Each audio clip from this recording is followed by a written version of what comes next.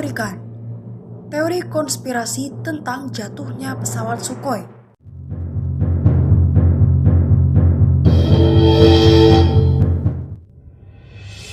Masih ingat dengan kejadian jatuhnya pesawat Sukhoi di Gunung Salak Bogor pada Mei 2012 yang lalu?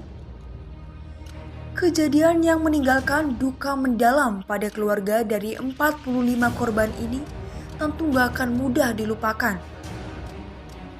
Korban kecelakaan ini diantaranya adalah 33 penumpang asal Indonesia dan 3 diantaranya adalah seorang jurnalis.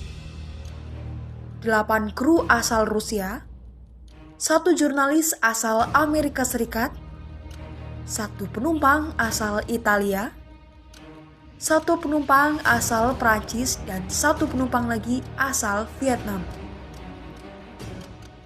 Tapi apa kamu tahu? Ternyata tragedi ini menimbulkan banyak spekulasi loh. Karena banyak kejanggalan yang membuat banyak pihak ragu tentang penyebab pasti jatuhnya Sukhoi ini. Pesawat buatan Rusia ini saat itu sedang melakukan joy flight atau penerbangan demonstrasi alias pengenalan pesawat baru di Indonesia, telah melakukan tur ke Asia Tenggara seperti Myanmar, Kazakhstan, Pakistan, Laos, dan Vietnam.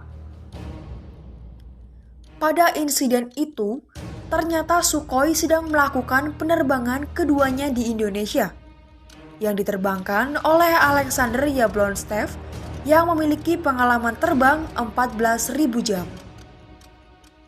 Membuat banyak teori konspirasi muncul karena hal ini. Seperti yang dilaporkan oleh Moscow Times, mereka menyinggung tentang tuduhan pada militer Amerika Serikat yang diduga menggunakan teknologi intervensi supaya pesawat yang sedang terbang kehilangan kontak menara pengawas. Dan keanehan rute joy flight yang janggal menurut seorang mantan petinggi Pelita Air, karena biasanya saat pesawat melakukan joy flight akan mengambil rute yang terang seperti rute Krakatau, bukan Pelabuhan Ratu yang melewati wilayah pegunungan gelap.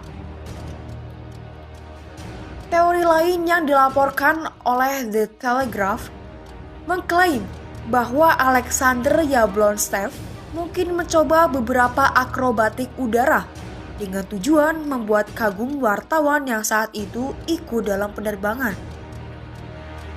Teori ini muncul karena 21 menit sebelum kehilangan kontak dengan menara pengawas, Alexander meminta untuk menurunkan ketinggian pesawat yang awalnya di ketinggian 10.000 menjadi 6.000 kaki. Keanehan lainnya adalah saat pesawat sudah hilang kontak dengan menara pengawas pada pukul 14.33 WIB. Ternyata ada 2 sinyal handphone yang menyala saat itu. Bahkan ada nada masuk sekitar jam 17 WIB, walau tidak ada yang mengangkat. Kedua handphone tersebut diketahui milik seorang wartawan majalah Angkasa.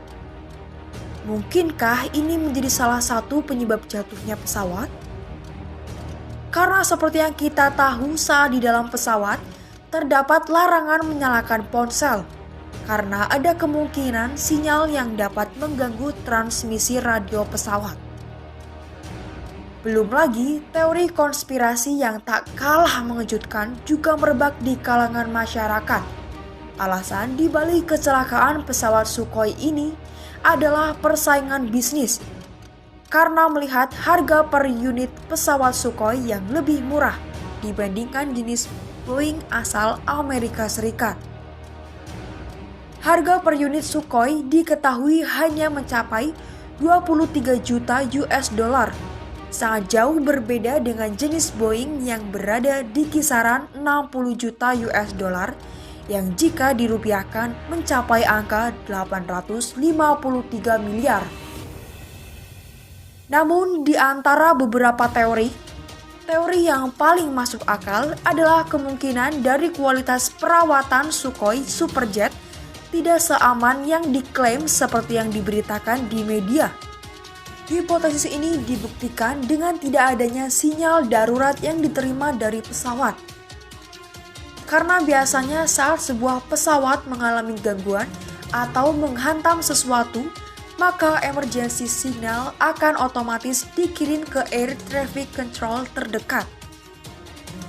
Belum lagi rekam jejak lalu lintas udara Rusia yang dinilai punya tingkat 3 kali lipat lebih besar dari rata-rata, menambah kecurigaan ini makin menjadi-jadi.